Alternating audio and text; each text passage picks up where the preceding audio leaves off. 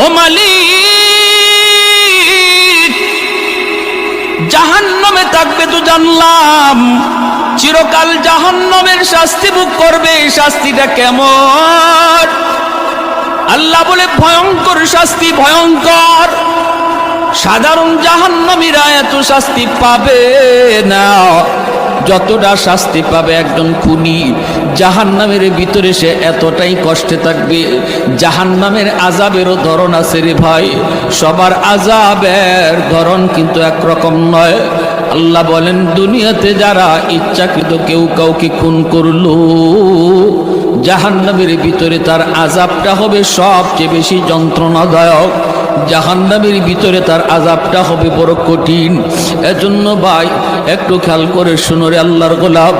মায়ার নবী বলেন, হাসরের মাঠে আল্লাহ আদালত নিয়ে যখন বসবে, বিচার কাজ আল্লাহ শুরু করবে, সর্বপ্রথম আল্লাহর আদালতে